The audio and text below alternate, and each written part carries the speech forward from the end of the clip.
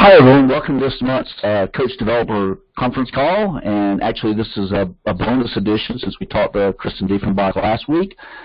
This week I'm joined by Dr. Sergio Lara-Bercial from Leeds Beckett University, and he'll be joining us in just a second here, but as always there are a few announcements. If you are not aware, the past recordings are available on YouTube, Apple Podcasts, and Google Play. I really ask that you subscribe and leave a review. It really does help others find the podcast and the content here.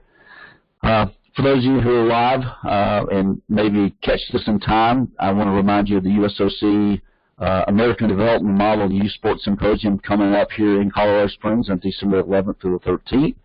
If you're interested in attending, if you just Google USOC ADM Youth Sports Symposium, the page will come up. And then also in June of 2019, again here in Colorado Springs, the U.S. Center for Coaching Excellence Coach Developer Summit will take place on the 17th to the 19th.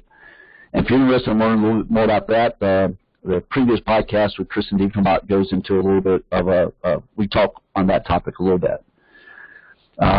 Next month, I've got Dr. Christy Erdahl from Colorado College, who's going to be on the call about the adulteration of youth sports. We're going to also get into some other areas, hopefully if we have time, with some superstition and concussion research that she's done as well. But we're going to focus on the youth sport, this book that she has coming out. All right, and joining me today is Sergio Lara-Bercial, who just recently earned his PhD, I think, from and who is a reader at Leeds Beckett University. Sergio is a former professional basketball player in Europe. He also coached Team GB women's team for several years. He's been involved with what is now UK coaching since 2008. He is heavily involved with ICCE and also the international and European sports coaching frameworks. And then he's involved with iCoachKids and has his PhD in, I love this, it's in positive youth development. So Sergio, welcome to the call. Thank you. Thank you so much for having me. It's an absolute honor to be with you today. Super.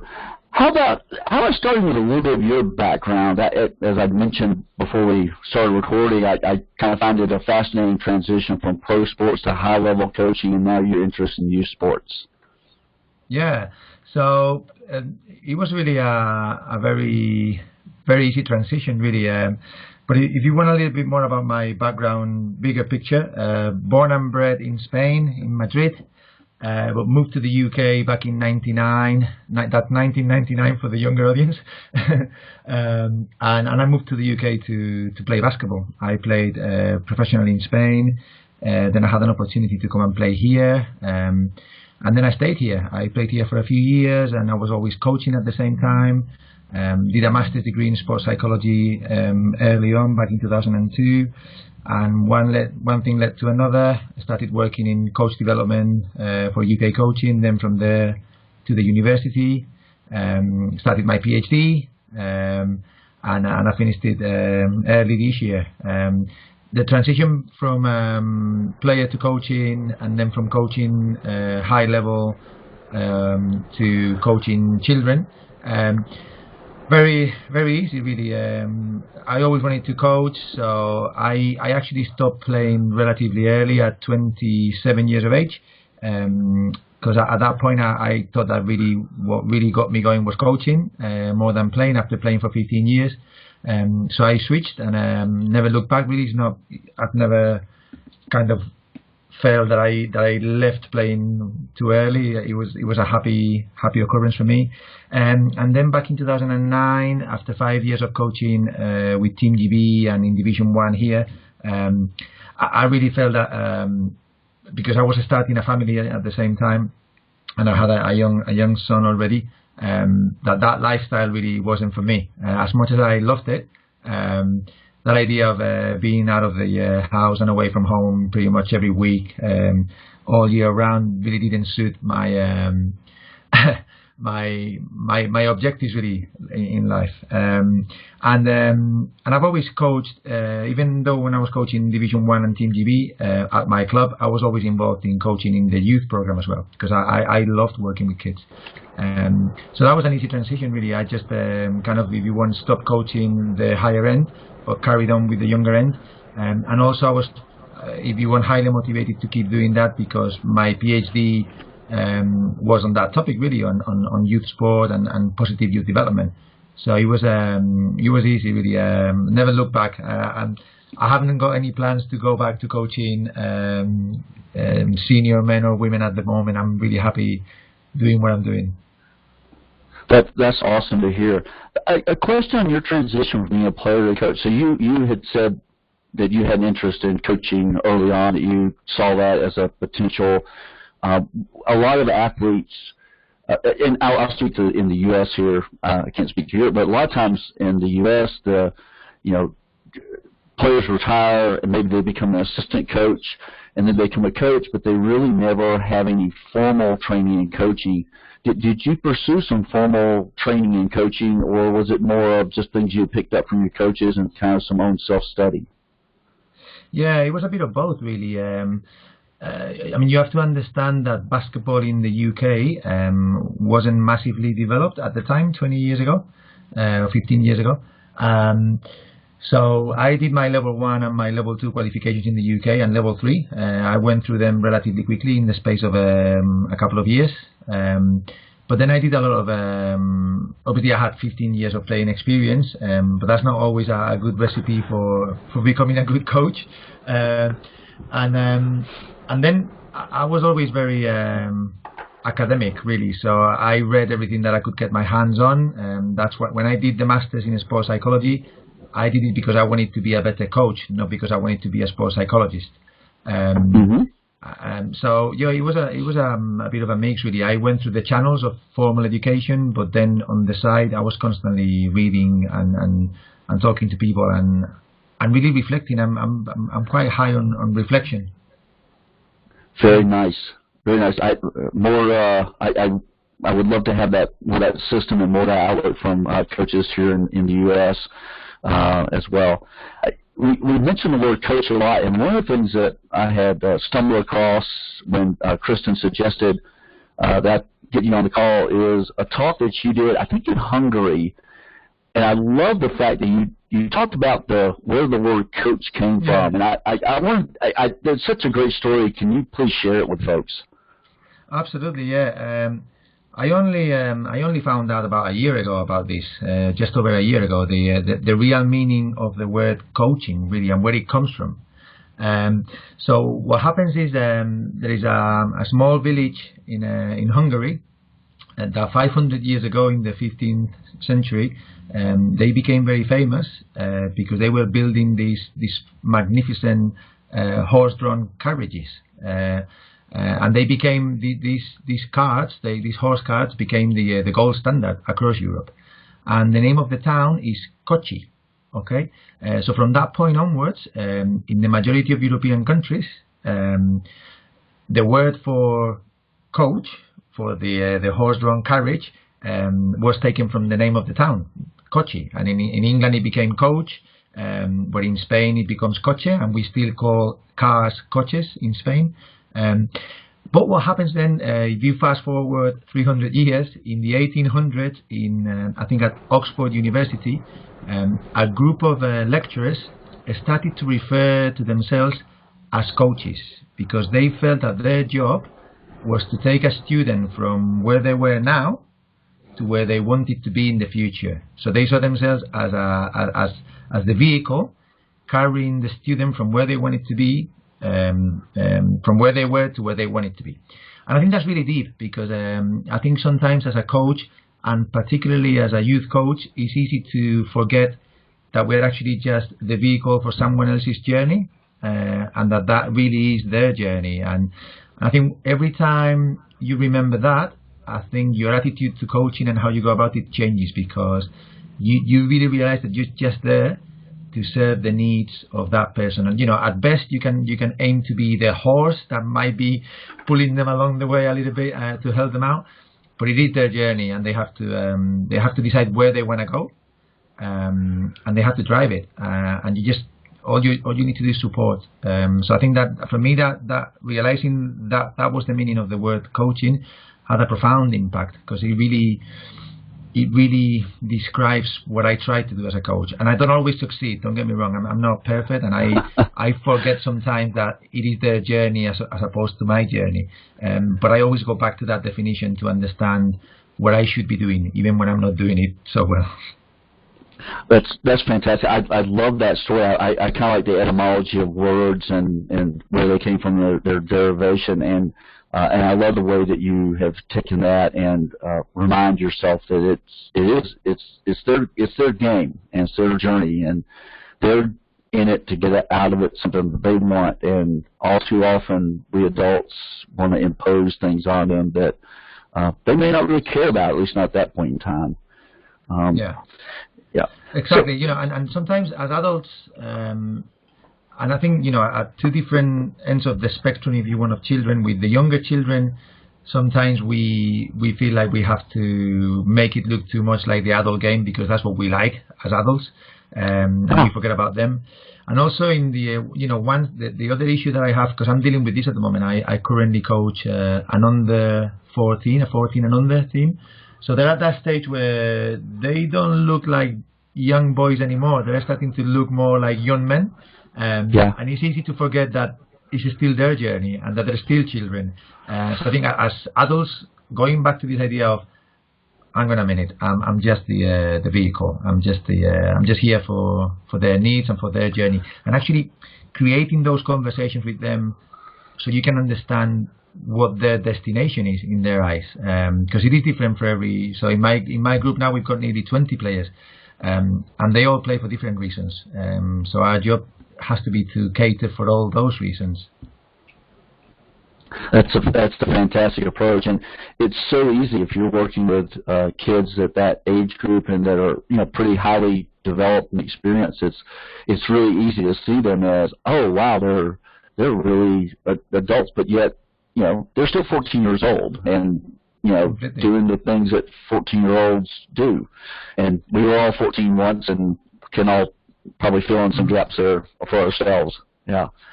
One of the other things I'd stumbled across, and this was actually my first exposure to you, I was on a human kinetics webinar that you did about, you had done a study and published some information on serial winning coaches. And I found this really to be amazing because I'm fascinated by successful coaches and what they do and how they build culture and how they relate to players. Maybe summarize a few of the key things that you learned that were pretty common across all these different sports as well. Yeah. Well, that was, I always say when I explain this study, for 4 years I was like a child in a candy shop. Because it was just amazing to be able to really speak to these people and to their athletes and to try and understand what they do. I mean, we're talking about the real elite of coaching, really. Between them, over 150 gold medals at the Olympics or the World Championships. These guys are really the top coaches on the planet.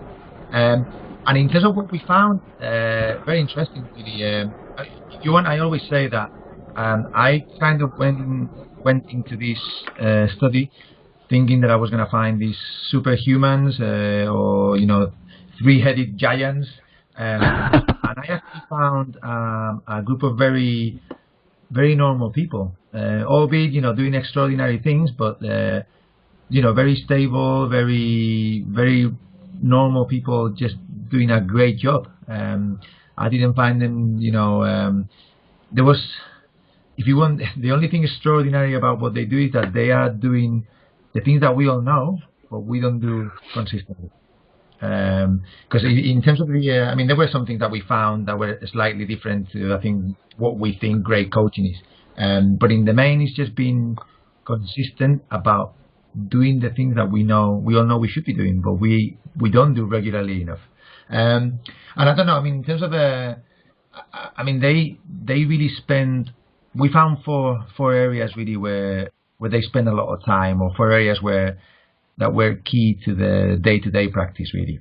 And interestingly, because I don't think we're very good at this most of the time, these guys seem to be very good around having a very clear understanding and an awareness of their own philosophy, values and beliefs.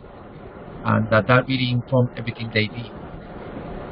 And you know, and we know this as well because when we spoke to the athletes, there was no discrepancy between the philosophy and values described by the and the philosophy and values that the athletes felt the coaches had really, and things like, you know, being very athlete-centered in the sense of always trying to make sure that the needs of the athletes are met, and that, you know, going back to this idea of being respecting the fact that it is their journey, really having that understanding of that, and also, you know, another second point that they described in terms of the philosophy and values, and this came through from the athletes a lot, how, you know, the high moral stance that the coaches had, things like trust, respect, honesty, loyalty, and that was really important because when you think about high performance sport, these athletes are putting themselves through hell. Okay, so they need to know that the person that is working with them is stable and dependable from a moral standpoint, and that's kind of a safety net because, you know, by just being in the high performance environment at the highest level, I mean, remember that this is at the Olympics and the World Champs, you are putting yourself into you know, into a lot of unknowns. So knowing that your coach is there for you and knowing that your coach is not going to do anything strange behind your back is a massive safety net. And the final thing around the philosophy and values really was a little bit surprising and counterintuitive, is how much these guys valued if you want, their me time and their work-life balance. Okay, and work-life balance really obviously is relative because these guys are high-performance coaches that on average are spending 200 days a year away from home, traveling, competing, training, but they still seem to find a way to balance the books and have time for themselves, time for their families. 16 of the 17 coaches were married with children, and they had really relatively stable lives, which was amazing because I wasn't expecting that. I was expecting them to be lone wolves, selfish. They didn't come across that. They were just, like I say, normal people doing extraordinary things. Oh, well, good, Yeah. good. Let's kind of swing back around to some more recent stuff in the youth sports area here. Talk a little bit. Tell folks a little bit about iCoachKids and some of the other work that you're doing to help youth sport coaches become better.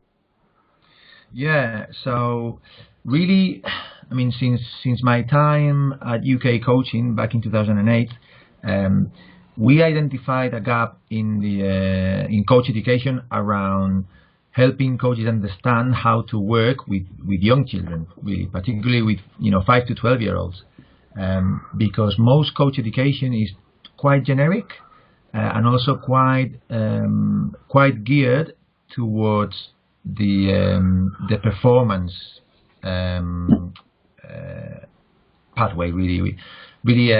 So whether you are a parent that is just turned into a coach because you were the last person to run away from the training, or whether you are someone that wants to be an Olympic coach, those two people do the same coach education course, and those courses tend to be more about the sport, the X's and O's and the technical and tactical things, and more about the performance as opposed to how to work with a bunch of 7-year-olds. So we identified that gap a few years ago. I did some work already with the UK Coaching around that area, and we developed a couple of workshops. And then when I moved to Leeds Beckett and to the International Council, it was something that I didn't do anything on for about 4 or 5 years, but it kept nagging me at the back of my head, really. And until 4 years ago, we managed to put together a successful bid to the European Commission to have a grant to develop this program, the iCoachKids program, which is led by the ICCE and Leeds Beckett, but has another 6 partners from all over the European Union. And because it is funded through the European Commission, everything that we produce is free for all and open source. So that's the beauty, really, that we are creating resources that anyone can access, not only in Europe because they're online, So anyone in the States or everywhere in the world, we have people connecting to the website and to the e-learning from Africa, from South America, from the States, from everywhere in Europe, from Australia, from New Zealand, from China. It's just great, really, that we feel that we are trying to build a global movement and a community around this idea of coaching kids, really. Yeah, and I think, and I'll put myself in this camp, guilty of, in my earlier days of coaching education, certainly focusing on the technical and tactical and how you write training plans and doing that sort of thing versus really, more what you're talking about. How do you deal with the 7, 8, 9-year-olds who, sometimes we try to run the same drills, and I can remember this as a kid. I'm a little bit older than you, but I can remember as a kid we ran all these drills, and I think we ran them the same way that my much older brothers had run them, and probably 10 years after I left, that coach was running the same thing, but I can never remember, that's all I remember from sports related, and having fun with my friends and doing the other stuff that comes with it. But so what are a couple of examples of things you guys have really hit on the iCoachKids part? Maybe a couple of things that you feel like fill those gaps that you had identified.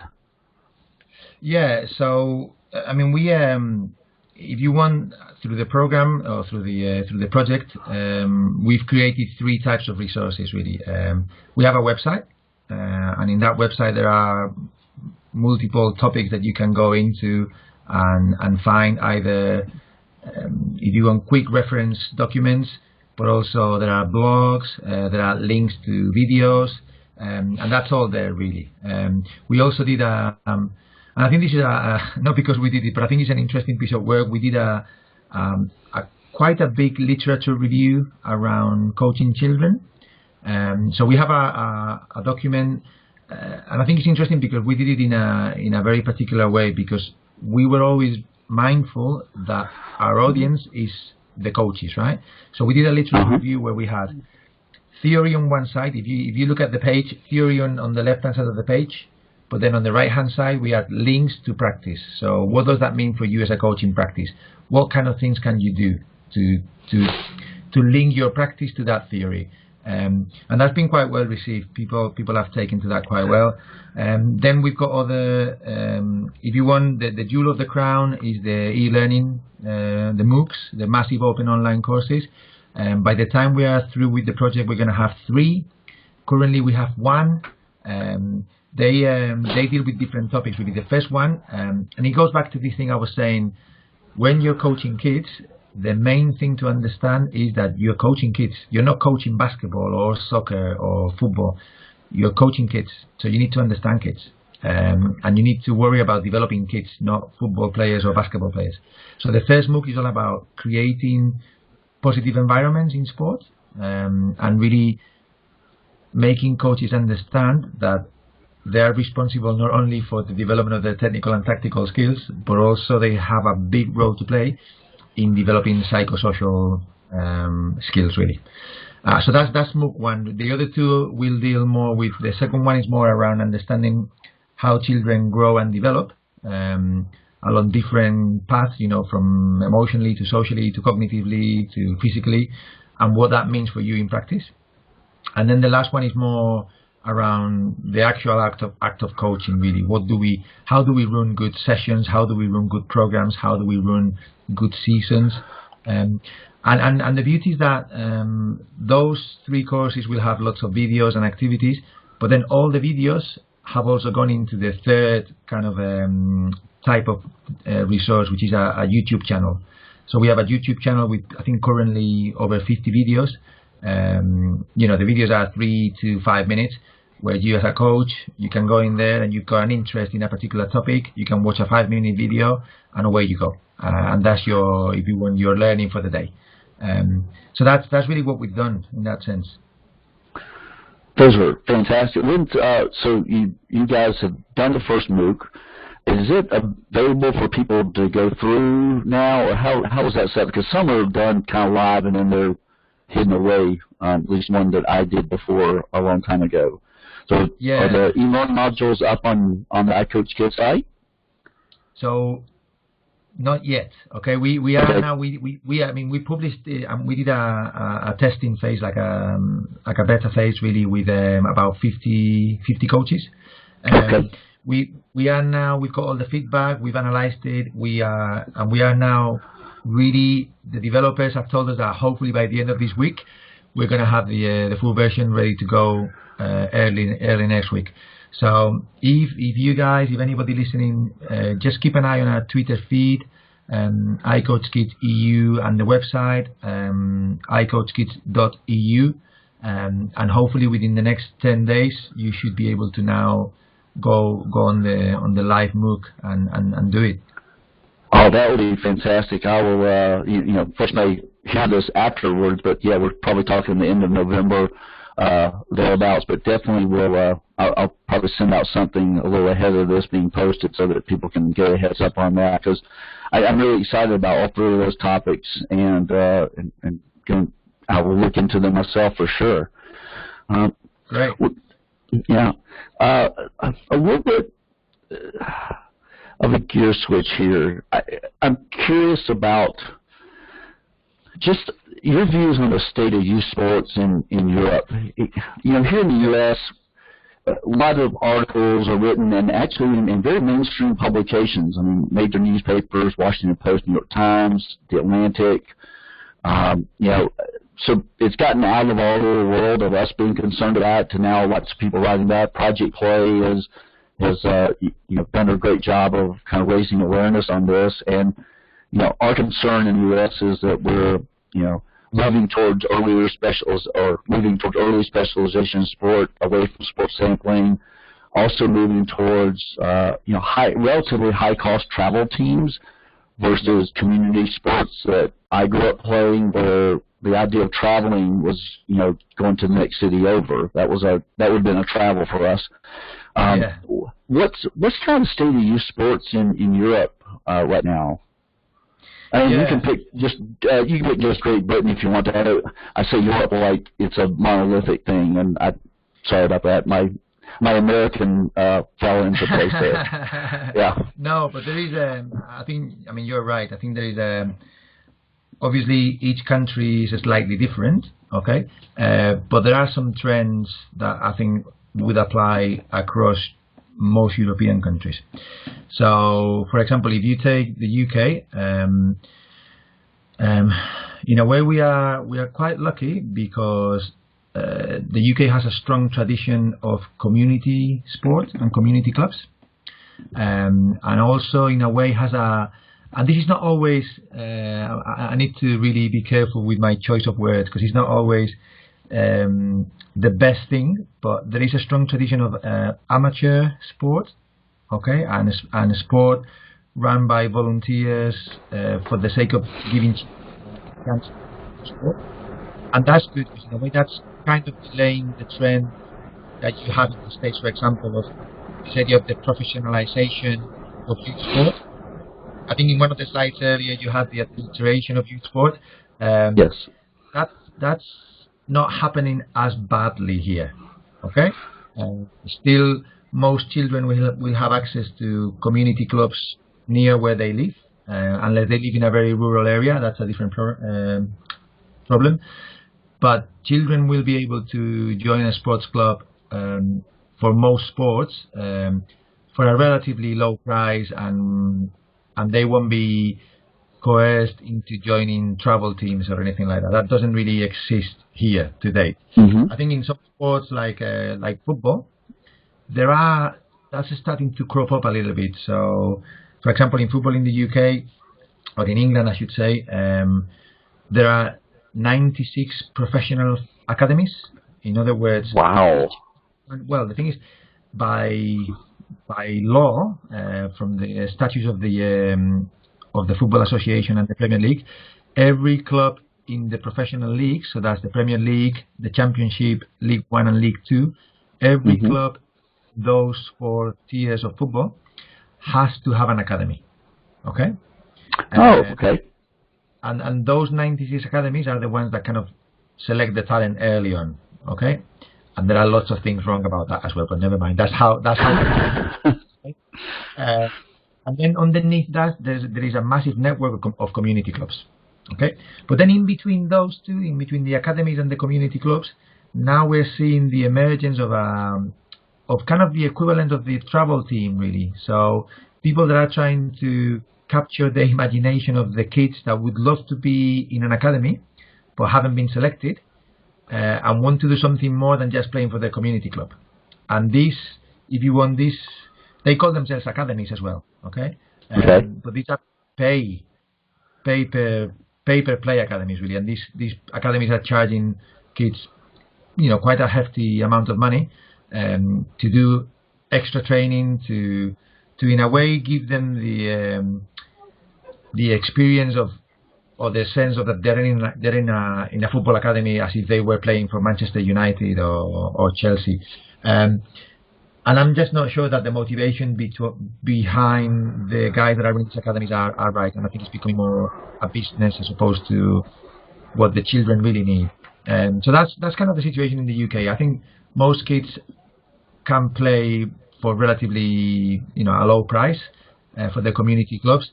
Obviously, in certain sports where there is more of a tradition of being expensive, like the tennises and the golfs of this world, those are still like that. But the governing bodies are really trying to be more accessible as well. They realize that they can just live on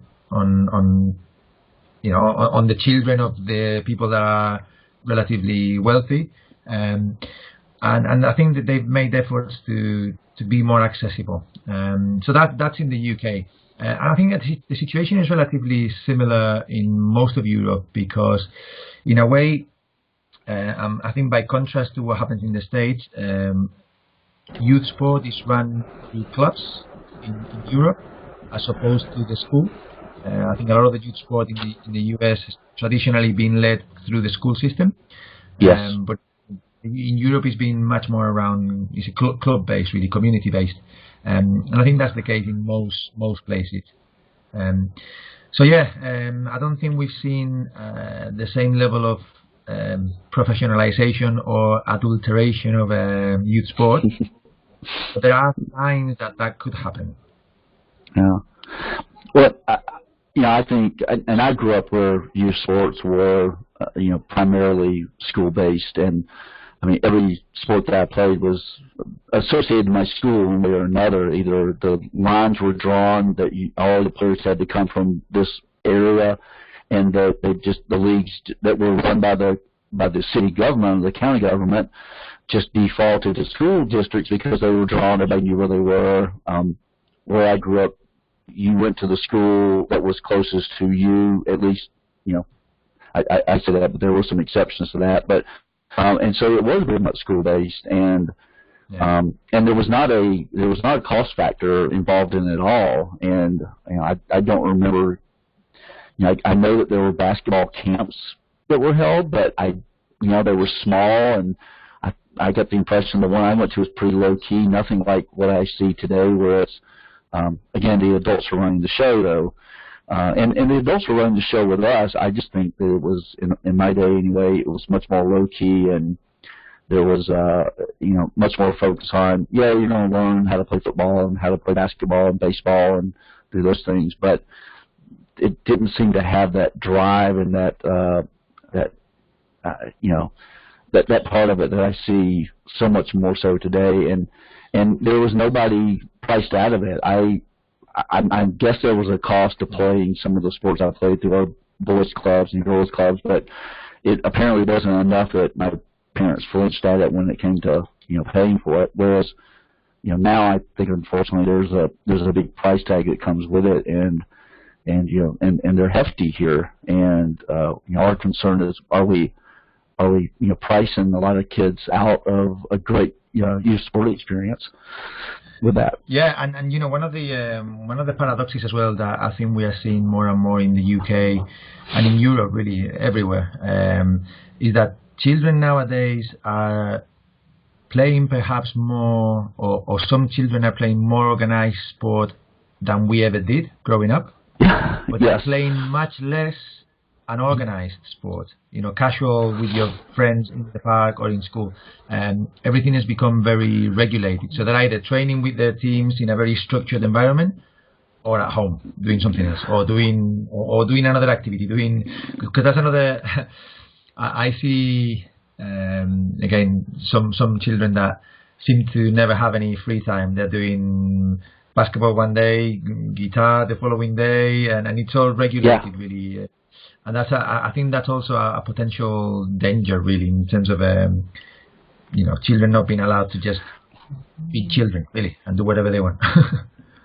Right. Well, and my take on this is something that I've seen. I just read a book called "What Made Maddie Run," and it's a really sad story about a young girl. She's a freshman in college at one of our Ivy League schools, and she commits suicide at the beginning of the second term. And as I'm reading through this, and the author, Kate Fagan, does a great job of talking about just the pressures that are on college students these days in the U.S. and social media and everything else. And it popped in my head.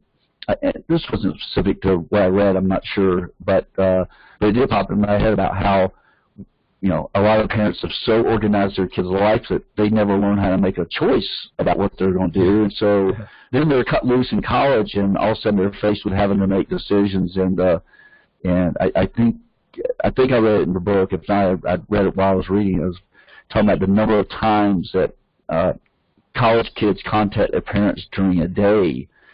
And when I saw that, I thought, oh, that's not that unusual. And then I realized she was talking about, no, per day. I tell the story a lot of times when I was in college. I called my mom and dad on Sunday night unless there was an emergency, or maybe if I was going to come home that weekend, I call them on Thursday to give them a heads up. But that was it. It was the Sunday night phone call, and all my friends did that. We didn't have cell phones. We couldn't text them or message them, and now that's changed. I wonder if there's some of that as we release our kids a little more into the wild, although college is still a fairly safe environment. We're not doing any favors.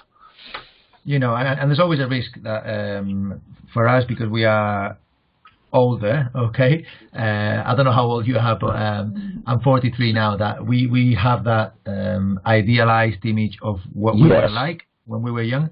And don't get me wrong, I think, the guys that I coach are great, okay? But I do agree that we were a little bit more independent than they are, because we had less support, it was less regulated, and sometimes really, because I'm doing this actively really, and I have these conversations with my assistant coaches and with the parents of the kids, that sometimes in training we try to replicate that unstructured environment and give them a chance to just do that really, because they're not doing it regularly. And I explain to the parents because as a parent there is an expectation that a coach has to coach, and when they see you standing back and letting them solve problems by themselves, or when something goes wrong and you just take a step back and you wait until someone steps up to fix it, if you haven't told the parents, they look at you and they go, you're not coaching. But we say to them, look, no, we are trying to encourage them to step up and to be more responsible and to learn to deal with chaos, okay, and to learn to deal with the reality of a dynamic environment, really, and not always trying to regulate that environment so it's easy for them, which is what we do all the time. I'm quite strong on that, really. Very good. Yeah. I've got you by a few years. I'm 55, and so I have you by a few years. And but it's fascinating to me the fact to talk to you. Like you said, you're 43. You talk about how much independence you had, and it got me thinking. Okay, so when did this stop? Is it we know now what's going on, but when was it between the time, obviously, when you were a teenager and somewhere now a switch got flipped, and we're also, really micromanaging, or a lot of parents are micromanaging kids' lives and doing that sort of thing. And that's probably someone's doctoral dissertation out there that could be done on that. Super. Well, Sergio, I want to wrap this up here and be respectful of your time. Is there anything? Yeah, cool. Is there anything that we didn't touch on that you want to highlight? Maybe some really, maybe some cool things you're working on right now that maybe we'll see, in a few months or maybe a year, or something that's kind of piqued your interest, kind of like you said earlier, the idea of the gap had always kind of lingered in the back of your mind, and you were able to divert to that. Just, throw some things out there that folks might want to consider and look at. Most of the people listening to this are coach educators or involved in either a national governing body, or in some cases we have some soccer clubs that have folks who listen regularly and who are really, I commend them for wanting to get on the train as far as positive youth development goes. So give you a chance to just share anything that is kind of burning in your mind.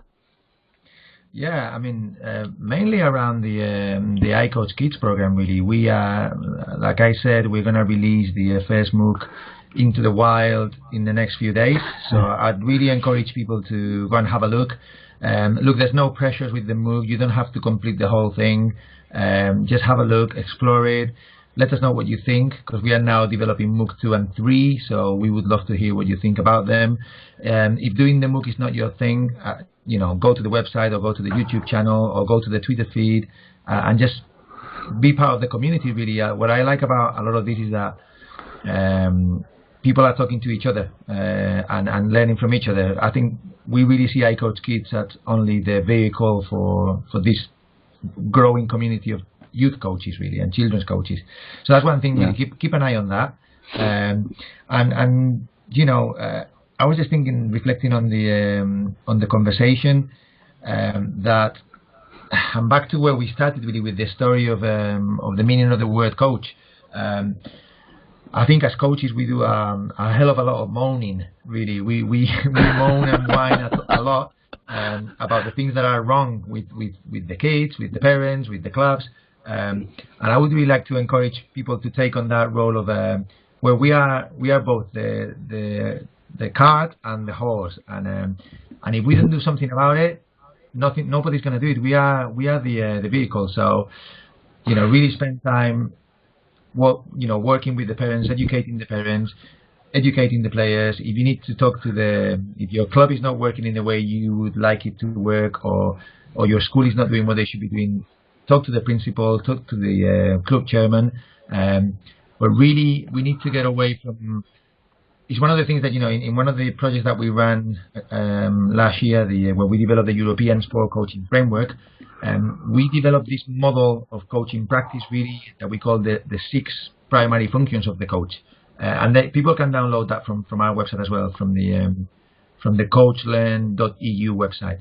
And basically, what that says is that we need to move away as coaches from this idea of our main job is to run sessions and to put cones on the floor and to run drills.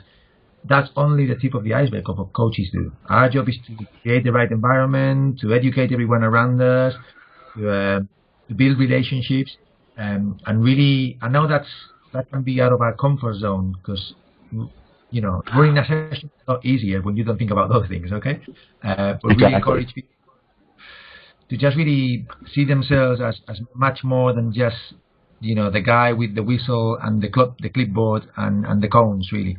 And to play a bigger role in their settings. Yeah, that's a great action step for folks to take, is that we need to be the agents of change and be the ones who stand up and raise our hand and say, there's a better way of doing this. Yeah, absolutely. Excellent. Yeah, well, cool. Well, it's I'm looking forward to the first MOOC. I'm a kind of guy who likes those, and so I'm definitely going to. I think I already follow iCoachKids EU on Twitter, and so I'm going to keep my eye out for that for sure, and hopefully everyone else will. And depending on when people listen to this, it may already be out, and looking forward to the future ones as well. So with that, Sergio, I want to thank you for taking time out of your afternoon there in the UK to share what's going on with you and the iCoachKids and the coaching frameworks, and it's been a real pleasure. Thank you so much for having me. I'm hoping to get across in June for the Coach Developer conference, so hopefully we'll see each other in the flesh. Absolutely, it'd be great. It would be fantastic to have you there for that. I think it would be. I think that'd be a great addition to our conference. I'm on the planning committee for that conference, and kind of always. I usually disclose that earlier because I tend to promote it pretty hard, and there's a reason I enjoy the conference. I think it's very useful as well. So good. Well, hopefully we'll see you over here. Fantastic. All right. Thank you so much, sir. Yep. Sergio, have a great day. Thank you. You too.